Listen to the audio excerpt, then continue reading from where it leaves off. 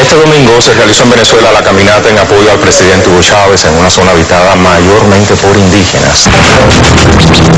La organización Colombianos y Colombianas por la Paz se muestra confiada en que se concreten en los próximos días las anunciadas liberaciones de 10 retenidos por las FARC. Grupos sociales se reunieron este domingo en la Plaza Grande de Quito para respaldar al presidente ecuatoriano Rafael Correa. Bueno, son algunos de los temas que tendremos hoy en la mesa redonda, pero como es habitual, vamos primero a la noticia del día. La noticia del día, que realmente es la noticia también desde ayer, tienen que ver con atentados, terribles atentados terroristas en Siria. El régimen de Bashar al-Assad, y cuando leo estos cables, bueno, estoy pensando sobre todo en los términos en que se está tratando también al gobierno sirio en la gran prensa internacional. Bueno, pues fue sacudido ayer por 2 atentados suicidas que tuvieron como blanco los cuerpos de inteligencia sirio y que se produjeron en áreas muy vigiladas del corazón de Damasco, según este reporte. 2 coches bomba cargados con explosivos de enorme poder hicieron volar 2 edificios de las fuerzas de seguridad, matando al menos a 27 personas y dejando heridas a otras 140. Desde el gobierno se dijo que los ataques responden a difusas fuerzas terroristas que están detrás de la revuelta popular que ya lleva un año y que busca derrotar a Assad.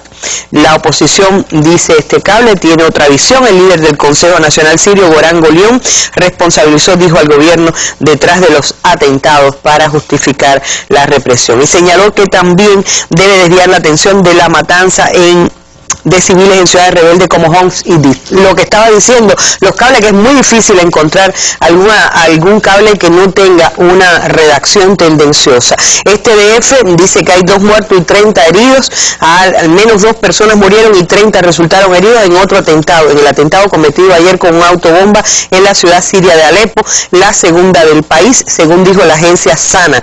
Las víctimas mortales son una mujer y un agente de las fuerzas de seguridad, y entre los heridos figuran civiles y policía, estos 2 graves.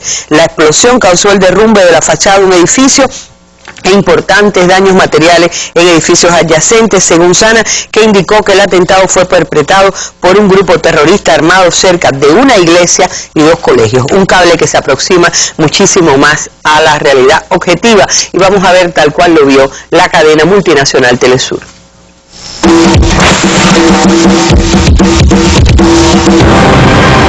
El fin de semana se originó un segundo atentado en Siria. Este domingo en la ciudad de Alepo 3 personas murieron y otras 25 resultaron heridas. La explosión tuvo lugar en un barrio de mayoría cristiana junto a una sede de la seguridad política y una oficina postal, según explicaron residentes en esa zona. El acto terrorista ocurre un día después de un doble atentado que azotara 2 edificios de seguridad del Estado en Damasco, donde 27 personas perdieron la vida y más de un centenar resultó herido. En la propia capital siria, fuerzas de seguridad se enfrentaron a un grupo armado que refugiaba en este edificio del barrio de Matzeh. En el enfrentamiento murieron 3 personas. El choque se registró cerca de la embajada de Suiza y de la residencia del mayor general Asef Shafkat, subjefe del Estado Mayor para Asuntos de Seguridad, vinculado con la hermana del presidente Bashar al-Assad. Tras los ataques del fin de semana en la capital siria, familiares de las víctimas realizan funerales para despedir a sus seres queridos, repudian las acciones violentas y señalan a Occidente de estar detrás de los hechos que buscan desestabilizar la seguridad del país. Por más que hagan en el Golfo y quienes están detrás de ellos, por más que armen, asesinen y destruyan, no podrán, gracias a la unidad de nuestro pueblo, sacudir la resistencia de Siria, su estabilidad y su dignidad. Hemos venido a la mezquita, sin distinción musulmanes y cristianos, para velar nuestros mártires, unidos en una sola mano. En las afueras de la embajada del país árabe en Rusia, cientos de sirios se acercaron para colocar ofrendas florales en honor a los muertos por los atentados que sufrieron el fin de semana 2 ciudades. Con pesar en sus caras y lágrimas en los ojos, los sirios residenciados en Moscú expresaron su dolor por los hechos que acabaron con la vida de al menos 30 personas y dejaron a cerca de un centenar de heridos. El gobierno ruso ha sido uno de los que se han opuesto a la intervención extranjera y aboga por el diálogo para la salida del conflicto. Bueno, quienes alguna vez hemos estado en Siria, tuve la suerte de visitar en 2 ocasiones este país, sabemos también el pueblo pacífico que tiene, la realidad que se puede vivir en una de las ciudades en la que me he sentido más segura en la vida, y uno cuando empieza empieza a leer estos cables se da cuenta de la gran manipulación que hay detrás de todo lo que se está orquestando hoy, sin duda para respaldar cualquier tipo de invasión. Un guión muy parecido a lo que ocurrió en Libia. De todas maneras, hay fuerzas que se están alzando, voces que se están alzando en el mundo denunciándolo. Ahora mismo hay un cable fechado en Caracas que dice que la Asamblea Nacional Venezolana aprobó un acuerdo de respaldo a Siria en el que se formula un llamado a emprender una campaña masiva para rechazar los ataques por parte de grupos armados de mercenarios financiados por el imperio norteamericano que sufre la nación árabe.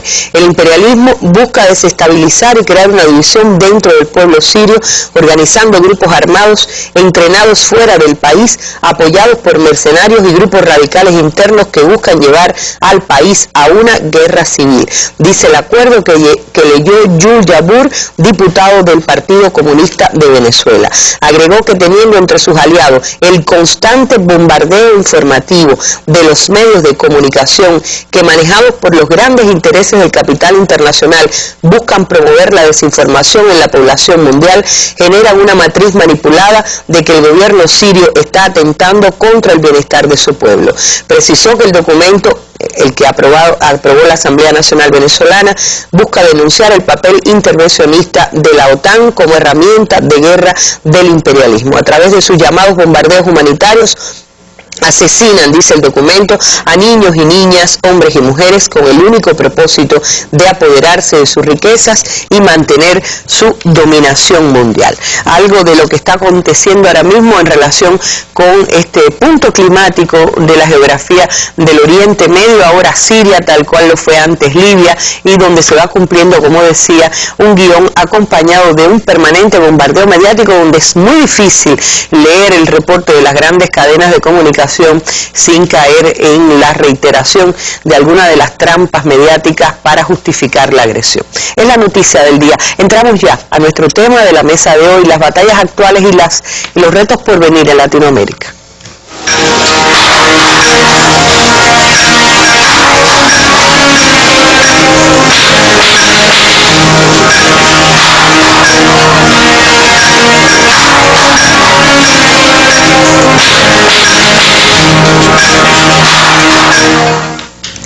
Y entre las noticias llegadas desde Venezuela, dice que el gobernante Partido Socialista Unido de Venezuela descartó hoy de plano la posibilidad de cambiar la fecha de las próximas elecciones previstas para el 7 de octubre. Eso no está planteado por ningún lado, al contrario, todo nuestro trabajo tiene que ver con el cronograma del 7 de octubre, dijo hoy el vicepresidente del PSV, Diosdado Cabello, sobre las elecciones en las que Chávez busca un periodo de renovación del 2013 al 2019. En la rueda semanal de prensa del partido, el también presidente de la Asamblea Nacional agregó que es en la oposición donde se le atribuye a la revolución planes alternativos que podrían incluir cambios de fecha. Pero antes de entrar en el comentario aquí en nuestra mesa redonda, les propongo ver el reporte de la cadena Telesur de el masivo recibimiento que tuvo lugar en Caracas y el acompañamiento del pueblo al líder revolucionario en el balcón.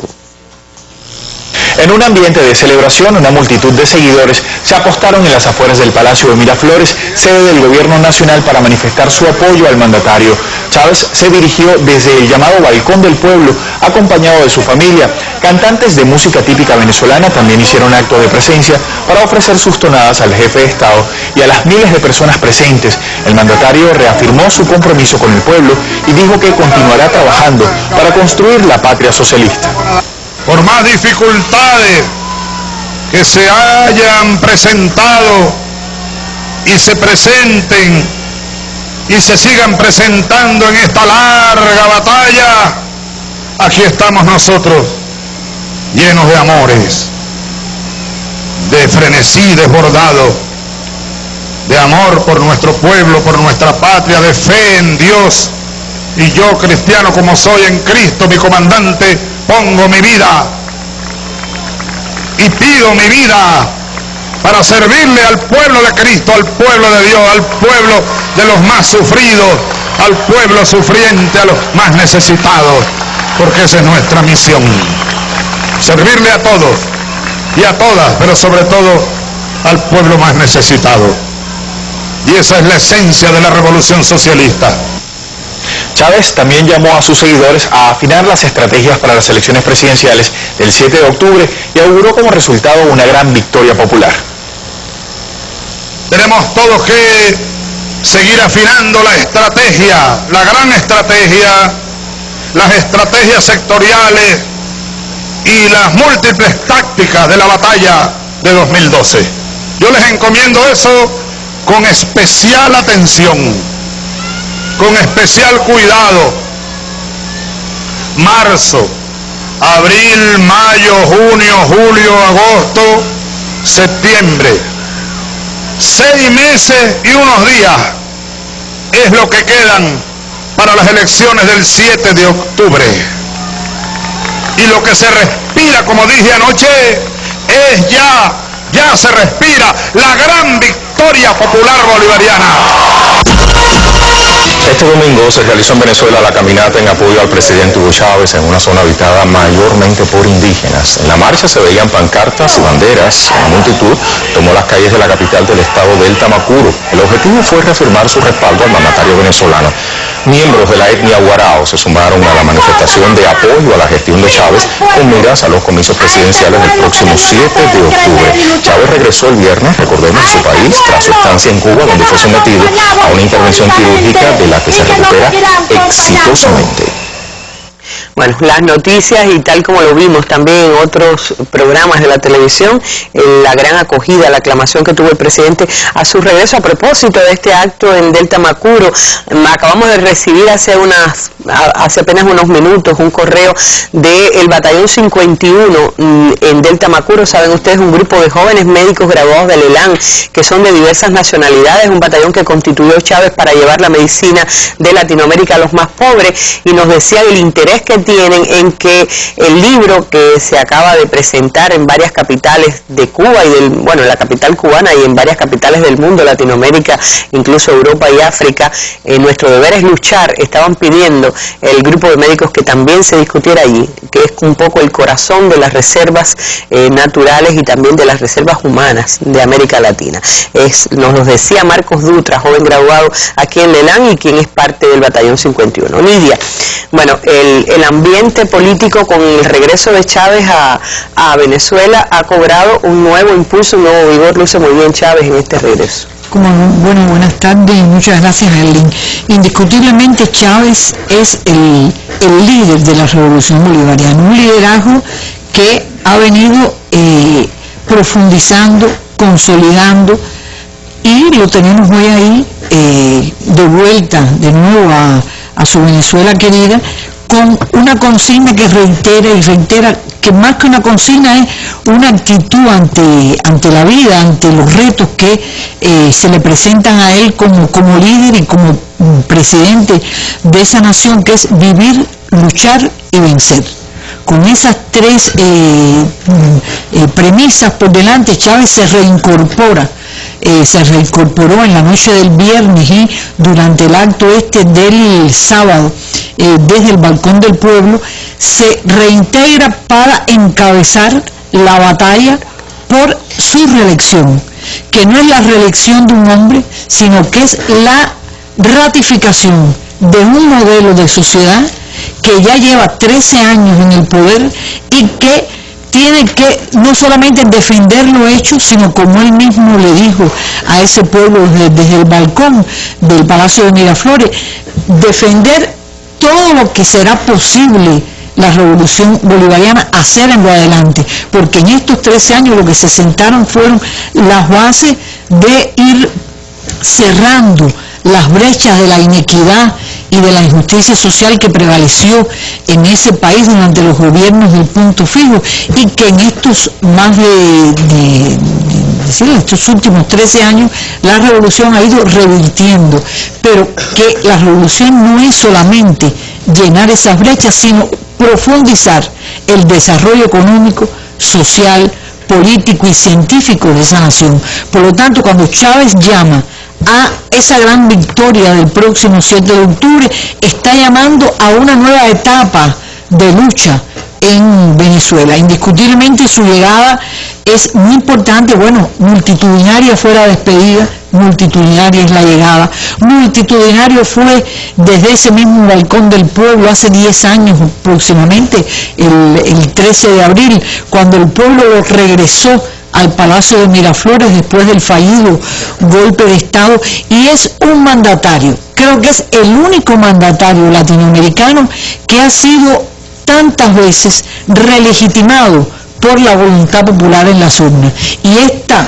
del 7 de octubre será una nueva confrontación en unas urnas que han demostrado la voluntad mayoritaria de ese pueblo por asumir y hacer suyo el ideario de Bolívar y hacer suyo el programa de la revolución bolivariana. Indiscutiblemente su llegada es muy importante porque deja huérfanos. Bueno, huérfanos están de ideología, huérfanos están de programa, pero deja huérfanos de argumento a una oposición que habló de vacío de poder, que habló de que Chávez en Cuba nadie estaba al frente porque él no tiene un sucesor político, y Chávez desde Cuba en estas 3 semanas que estuvo en nuestro país no dejó de tener un contacto diario con su pueblo a través de las redes sociales, no dejó de trabajar con su equipo de gobierno, con su gabinete, dictando leyes, aprobando tareas, ¿no?, que han ido consolidando toda esta obra social que la revolución bolivariana viene haciendo. Es decir, él demostró que Chávez estaba en Cuba para resolver problemas de salud que se le han reiterado y se le han presentado, pero que a su vez siguió en contacto con su pueblo, y la prueba es que ese pueblo lo estaba esperando, no dejó de esperarlo un solo día, una sola hora, un solo minuto, pero además le advirtió a el pueblo bolivariano que aun cuando todas las encuestas lo dan como vencedor, como posible vencedor indiscutible en la lidia del 7 de octubre, no puede descansar la movilización.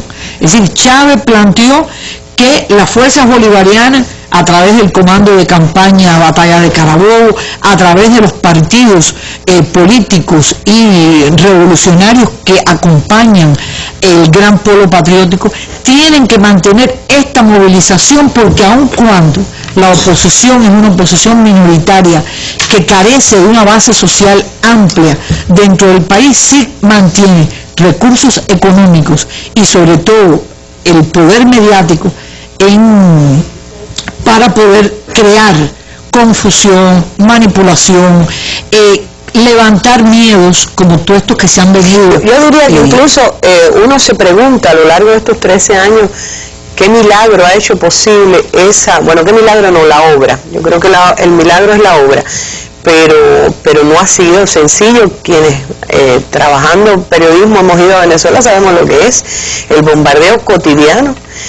Ahí sí no se para mientes en nada, cualquier cosa vale en el discurso antichavista, en los grandes medios de comunicación de Venezuela. Por supuesto, y con eso ha tenido que lidiar Chávez desde diciembre del 92, bueno, antes, durante la campaña electoral que lo llevó al triunfo en diciembre de 1998. Acabamos de decir que, bueno, hace 10 años se va a hacer el día 13 de abril de su regreso después del secuestro y del golpe militar, pero es que hubo un golpe petrolero. Es decir, no ha habido un solo día en la Venezuela bolivariana en la que el liderazgo de Chávez y el apoyo del pueblo venezolano a ese liderazgo y a esa revolución no se hayan puesto a prueba, y siempre con mayor aceptación popular, con mayor confianza en ese liderazgo y en esa revolución, y por lo tanto el regreso de Chávez con esas premisas que repetimos, vivir, luchar y vencer, ponen de nuevo en el escenario político venezolano al hombre que no tiene un rival dentro de ese escenario político, aun cuando esa oposición huérfana, repito, de ideología y de programa, pues está tratando de apuntar a su desgaste físico. Y por lo tanto, esa es una de las grandes orfandades que tiene esa oposición venezolana en este momento, de dura batalla de aquí a el 7 de octubre de este año. Quedó clarísimo, además ya se confirmó que las elecciones se mantienen el 7 de octubre, que no hay cambio, lo dijo Diosdado Cabello, pero la pasada semana comentaba Félix López en el periódico Granma las características de este personaje de la oligarquía que es Capriles Radonqui. Hay que recordar que es un personaje que se ha ido construyendo con el tiempo, ha transitado por todas las fases, desde terrorista, asaltador de embajada, aquel hombre que pretendió dejar sin siquiera oxígeno a los representantes cubanos de la embajada venezolana cuando el golpe, y ahora lo pintan como un demócrata y lo pintan ese quiere pintar. Yo creo que es obvio que Capriles necesita de una vez pues borrar esa imagen que lo sigue retratando subido a los muros de la embajada cubana para atacar nuestra legación diplomática ahí en los días del golpe fallido del año 2002 y que es el Capriles Radonqui real. Yo creo que por eso es que están diciendo que se iban a comer las alfombras. Sí, y ahora dice que van a estar la suela de los zapatos. Yo creo que y lo dice porque está ahora arguyendo la llamada participación popular para tratar de ganar adeptos, y ha retomado o ha tomado, mimetizando también el modo de hacer de los bolivarianos en la campaña casa por casa con vista a las elecciones. Te decía que trata de construir, se necesita una nueva imagen. Primero, una imagen que lo distancie de ese Capriles Radonqui terrorista, fascistoide, y después que lo aleje de los partidos tradicionales desgastados en Venezuela, de los de Adecos y Copellanos. Y en ese sentido que también se lanza su figura como un hombre que es joven, como un hombre que presuntamente busca el bien social del país. Se dice que no tiene programa la oposición, es que la oposición no puede presentar su programa, porque su programa lo exhibió en los días del golpe, es revertir la revolución. Entonces, Capriles es un hombre que desde la gobernación de Miranda, que ocupa desde fines de 2008, ha tratado de reeditar, es decir, malamente, lo mejor, imitar lo mejor de la obra social bolivariana, supuestamente con la reedición de las misiones que nunca ha hecho, y es un discurso que repite ahora en su campaña con vista a las elecciones presidenciales. Esto mismo, por ejemplo, que te decía de que han anunciado ya también una campaña casa por casa, que ha sido siempre el estilo de trabajo del PSUV y de los bolivarianos.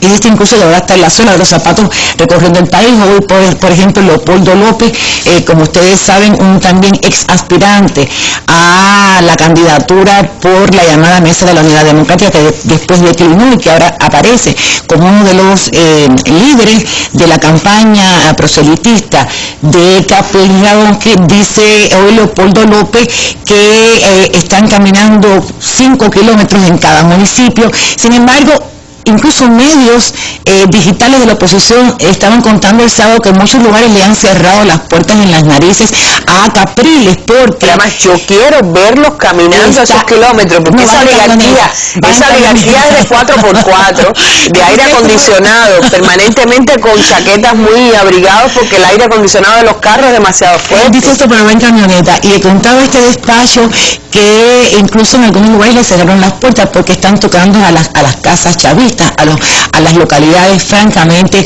bolivarianas. Esto creo que ocurrió en un municipio del Zulia, donde estuvo durante el fin de semana Capriles, y yo creo que desde luego no es solamente un problema de imagen ni de imitar lo que ellos saben que de la revolución es bueno, que es todo, ¿no? Y que después no se va a hacer realidad, porque no hay que llamarse engaño. La realidad va a ser el verdadero programa, es el que no pueden decir, como decía creo que hoy Jessy Chacón, el exministro de Comunicación, no se pueden sincerar. Y te contaba que, bueno, está el casa por casa ahora, y que incluso han hablado de empezar a implementar también comandos de campaña municipales. Están hablando de 25 comandos de campaña que se empezarán a formar a partir del día de mañana. Y todo esto, te decía, no es solamente el deseo y la necesidad de cambiar la imagen, de presentarse como hombre de pueblo. Este señor Premio Nobel de Literatura, pero tan controvertido políticamente, Mario Vargas Llosa, es uno de los principales voceros internacionales que tiene Capriles, lo ha llamado como un postulante joven y elocuente. Sin embargo, muchos en Venezuela se están preguntando por qué no accede Capriles Radonqui a un debate público, como se usa en estos menesteres.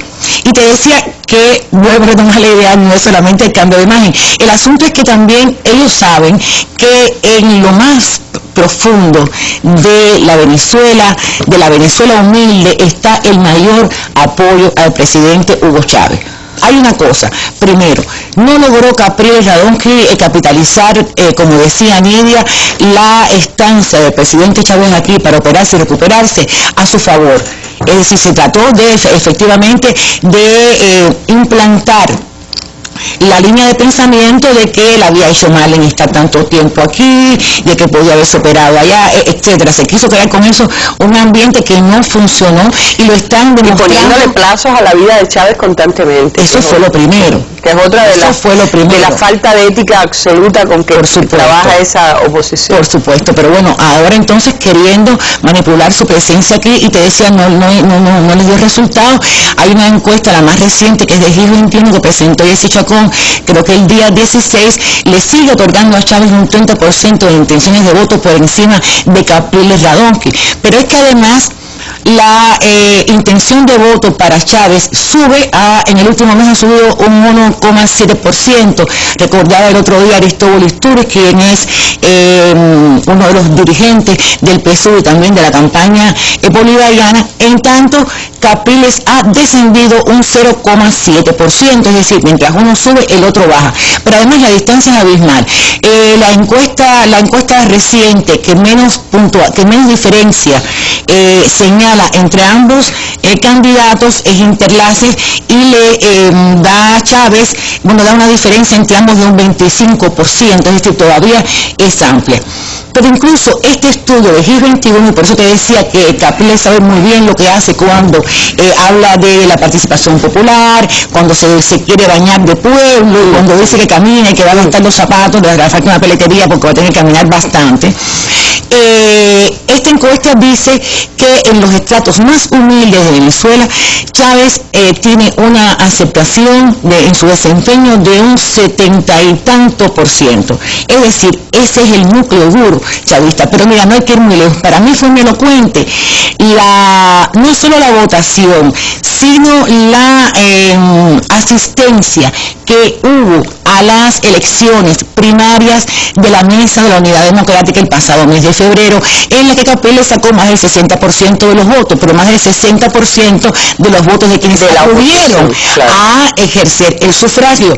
Y figúrate que pensemos que de un padrón electoral que suma 18 millones de votantes, acudieron más de 3 millones. Es decir, para 15 millones de venezolanos, quien saliera por la derecha no significaba nada, le importaba un bledo. Yo creo que eso da una imagen también del peso que tiene o no la oposición en Venezuela. Claro que no hay que dejarse tampoco llevar por el triunfalismo.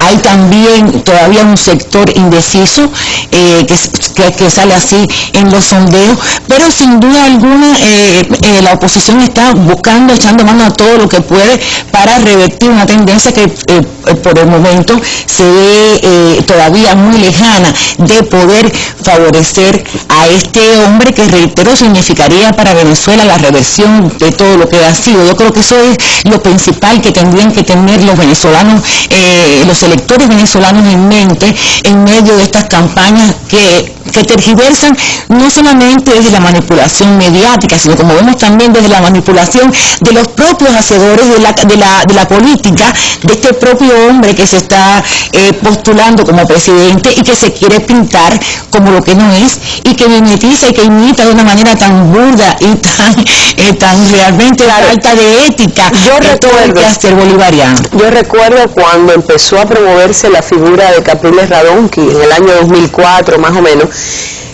Recuerdo con exactitud. A mí me sugería cierto acercamiento a lo que fue la figura de Collor de Mello, por ejemplo, en los 90 frente a Lula, en aquella que se le armó un gran, es decir, tenía todo el gran aparataje mediático que en Brasil también es colosal, de la oligarquía. Y como es lógico, en un primer momento derrotan a Lula, recuerdo. ¿Y aquel hombre cuánto duró? Después hubo un gran estallido mediático. Pero porque fue una figura fabricada, sí, para ir contra un líder popular.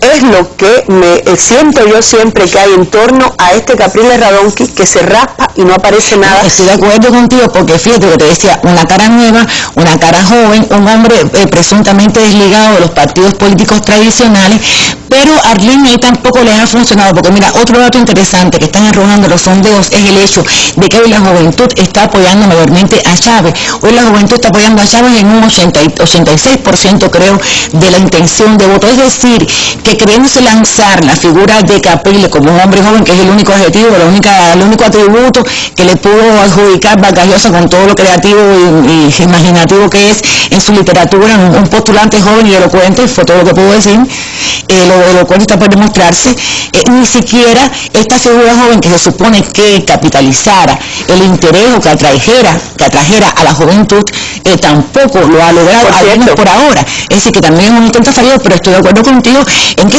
en lo que te decía, se está fabricando una imagen nueva. Sí. Un tipo que reúne es un líder, entre comillas, vamos a ponerlo así, absolutamente mediático. Es decir, es una fábrica de ese tipo de personajes que ya lo hemos visto en América Latina y tienden a durar muy poco, pero no importa. Es decir, el imperialismo y sus atláteres en estos países saben cómo renunciar. Es la servilleta que después se echa a un lado, hablarán mal de él, pasará con él cualquier cosa, pero quien paga es el pueblo.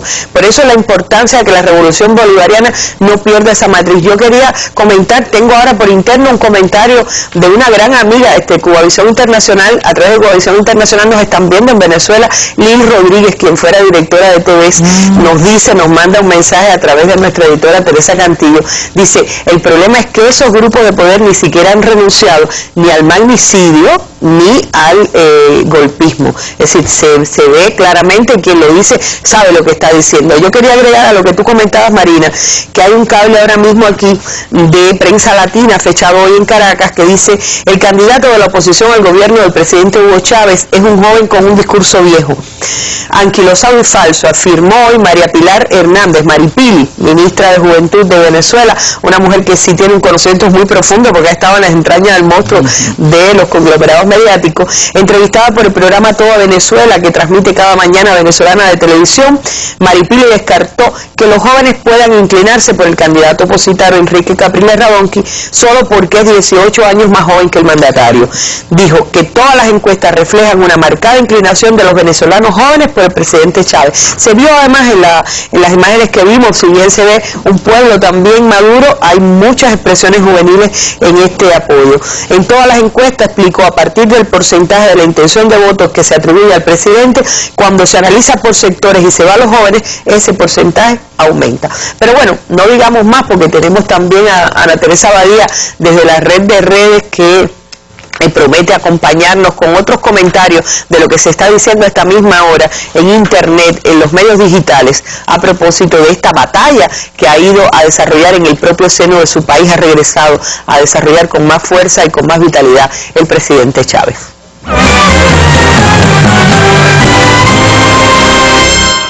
Mi saludo y muchísimas gracias. Yo comenzaría, Arlene, por esa noticia que bien tú has enunciado y que tiene que ver con las declaraciones de la ministra de Juventud venezolana, Maripili Hernández, quien efectivamente ha dicho que en el grupo menor de 30 años ese sector vota mayoritariamente por encima del promedio nacional por el presidente Chávez. Ahí está la esencia de todo. Ahí está la esencia del fracaso de la campaña mediática y política de la oposición en Venezuela. Hay otros datos interesantes también que han salido a la luz durante las últimas horas y que tiene que ver o que vienen a confirmar lo que bien apuntaban ustedes, que es un candidato joven con un discurso antiguo, con un discurso obsoleto y con un discurso absolutamente gastado. Ciertamente es que no tiene un programa para llegar a amplios sectores de la sociedad.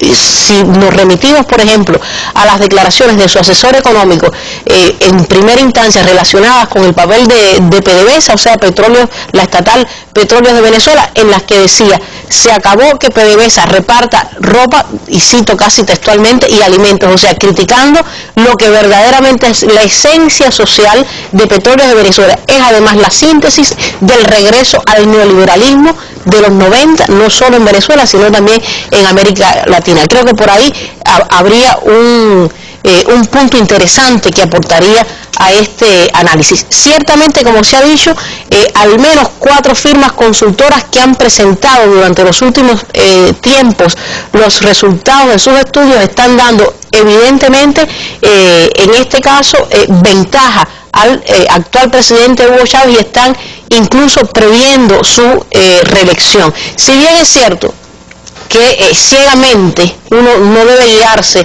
por las encuestas, es cierto además que la interpretación cualitativa de estos datos conducen sin duda a esclarecer muchos análisis de este tipo.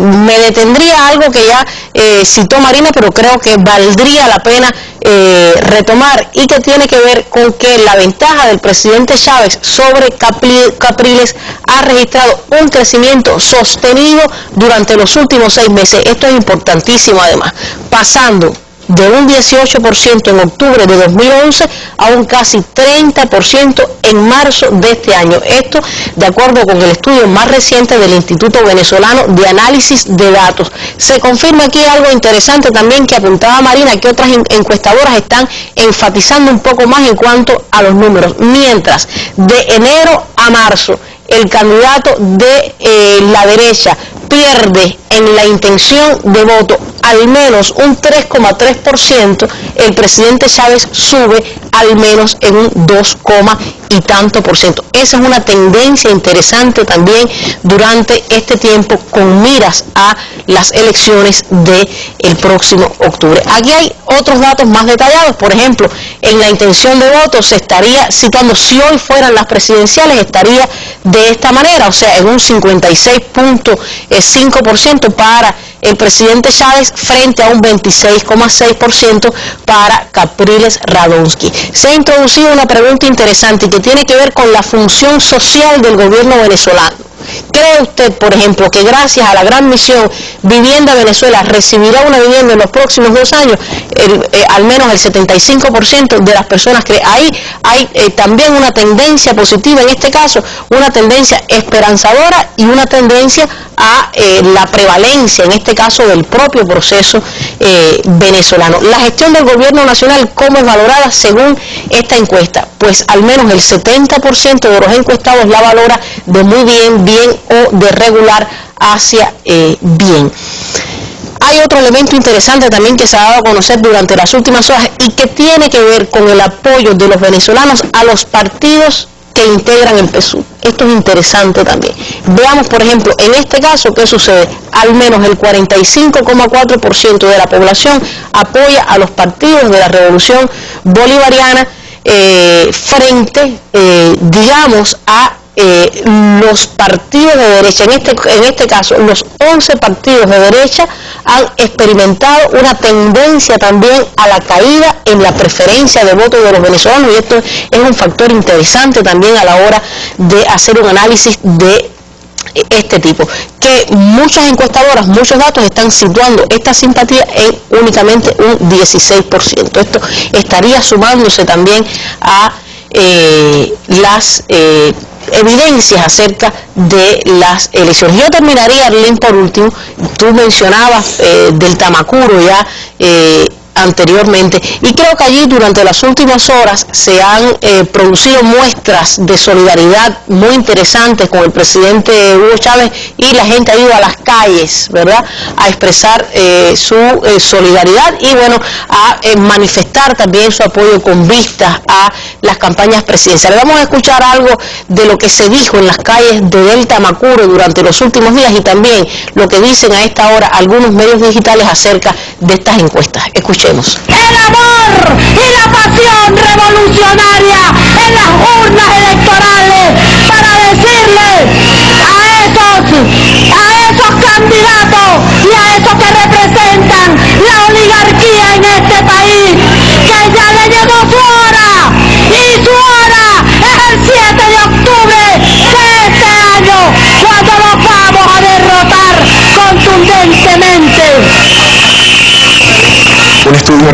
principios de este mes indica que la gestión de Chávez es calificada en términos positivos por 78% de los venezolanos y apenas un 20% le otorga una valoración negativa. Estas cifras corresponden a una encuesta del Instituto Venezolano de Análisis de Datos, IVAD. Esto último, Arlene, lo está transmitiendo el canal de televisión Rusia Today durante las últimas horas. Estas son algunas de las noticias más interesantes que ocupan espacio en la red de redes durante este día. Gracias, Anita.